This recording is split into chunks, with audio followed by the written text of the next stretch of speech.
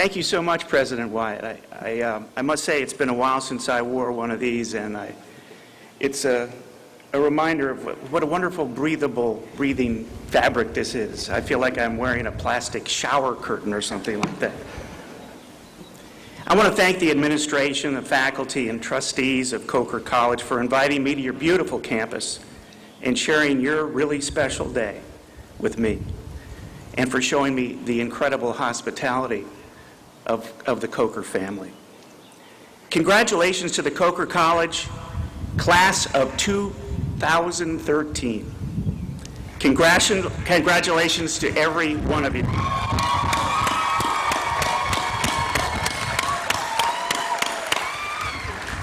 You've done it. Almost done it. Something may happen, you know, it's a few minutes before we, but I think you've done it.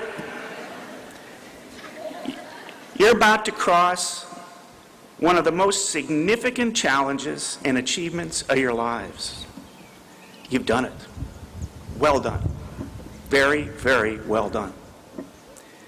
Congratulations to all who love you, all who have supported you, those who have stood with you, right by your side. Every one of those who have lifted you up, dusted you off, and told you, it's okay, keep going. Learn from the challenge, keep moving forward, keep moving forward. Everyone has had the great good fortune of having people like that around us.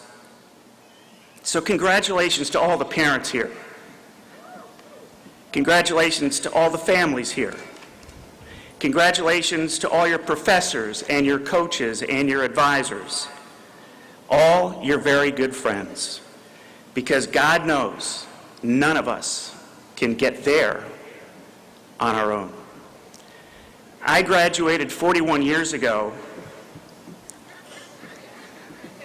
Makes me almost want to lie down and take a nap. But anyway, I graduated 41 years ago from a very small liberal arts college in a rural area of western Pennsylvania called Allegheny College. I was the first one in my family to graduate from college. Sound familiar to some of you guys? I remember the morning that I graduated as if it was yesterday. The ceremony was held inside the auditorium because when commencement began, it was raining hard. But I distinctly remember when it was over and everybody went outside, the sun was out.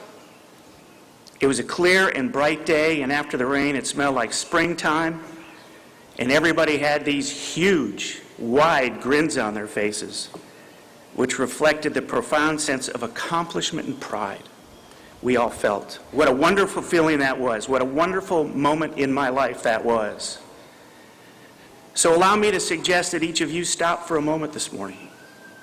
Take a mental picture of what it's like to be here right now, and hold it, and remember it for future times way down the road in your life. So after 41 years from that day in Meadville, Pennsylvania, what have I learned and what can I pass along? Hopefully something helpful as you head out to live the next chapters of your lives. Okay, ready. Here's my headline. Far, far from an original thought, but I believe is absolutely true. Life is a marathon. It is not a sprint. Treat your life and yourself as if life is a very long run. Pace yourself. Try to avoid being impatient, either with yourself or with anyone around you, friend or foe. Cliche alert. Patience is a virtue. It holds the key. Patience holds the key to good relationships with all you come in contact with. It took me a very long time to realize that, I am very sorry to say. I always wanted everything done right now, if not sooner. I chose a career in television, a medium that measures itself in seconds, and a premium is not placed on patience. But I learned off screen when the cameras were shut off and the game or the show was over, whatever it was important for me to be patient, to give people and ideas time to gesticulate, to develop, to grow. Patience allows you to achieve more than you'll ever think possible. Patience creates positive, productive relationships with your family, your friends, and your fellow workers. Most interestingly, patience creates positive and productive work environments, and it will attract people to you. So as you leave here and begin that long run, be prepared for life's roadblocks, twists, turns. Not to stretch the metaphor too far, the tree roots in the path along the way, because you're going to stumble. Everyone stumbles. It's how you deal with it. How you deal with the challenges that everyone finds standing in the way of their goals and dreams. It's not that you stumble, you will. It's not that you're challenged. It's how quickly you get up and how you deal with the challenges you face. Coker clearly has prepared you for these challenges. Use what you've learned here to persevere. There was this guy I met a long time ago. He was a Xerox salesman. He sold copier machines in Washington, D.C. area. His real passion in life, though, was sports, particularly basketball. He played high school basketball. He played college basketball. But he wasn't good enough to make a living as a pro. But because he loved the game, he tried his hand at television commentary, as an analyst for local college basketball games that were played at night. So he was working for Xerox as a salesman during the day and doing occasional color commentary on local college games at night. At the time, I was the executive producer of the NBA on CBS. And I saw a tape of one of his games. And he was good at it. So I sought him out and we talked. And I asked if he'd be interested in doing a couple of early round NBA playoff games for CBS. He jumped at the opportunity, and he was damn good at it. And then before the start of the next NBA season, this Xerox salesman / budding basketball analyst pulled me aside and told me he wanted to quit his job and he wanted to devote himself to television full time. A tall order. I told him right away, you have to be more than just a basketball analyst. You had to work year-round. I told him he should work to try to become a top-flight play-by-play man, to become a reporter, to become an excellent storyteller. Then ideally, he should try to become an anchor man, a studio host. So I helped him. I helped him because I believed he could do all those things, but he needed an opportunity to learn these new skills. Thankfully, I was in a position where I could do just that, and then provide the feedback to help him learn those skills. Most importantly, he had the passion, the desire, and the talent to master those new jobs. Today, James Brown is one of the most respected broadcasters in American television. He anchors CBS's NFL coverage as host of the NFL Today. He is a special correspondent for CBS News and a contributor to the great program 60 Minutes. On his run, JB has met his challenges no matter how difficult, and he succeeded spectacularly. So know that as you head out on your run from here, the road won't always be straight. You might have to do some time in a job that isn't your first choice, but don't lose sight of your dreams and take every opportunity that comes along. How you negotiate the obstacles, how you find your way back onto the smooth, clear running path will define who you are, will define what you believe in, what you stand for, and that will create the mark you leave on your family, your friends, and our society as a whole. For all of you, there will be stretches where the path is like running on air. The weather is beautiful, when the perfect storm is a good one.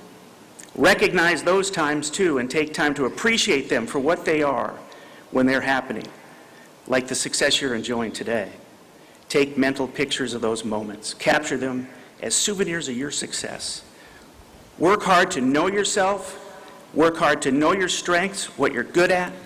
Know your weaknesses, what you aren't so good at. Work hard to keep your equilibrium. Learn how to right yourself when the run is hit with turbulence, because that will happen. Life is a marathon, not a sprint. But you got to keep running. You got to use all the gifts that God has given you, your good brain, and most importantly, your body and soul. And don't trip anyone else up that may be running near you. The world desperately needs us to be considerate of each other, to offer a helping hand to one another, to try hard to understand where each of us is coming from. Be patient with those you meet. Give them the benefit of the doubt. That mean-spirited coworker that you know, he could be going through a very rough time. Be kind. Stay focused on your race and your goals. And think of how much a modicum of patience and understanding can improve all of our lives.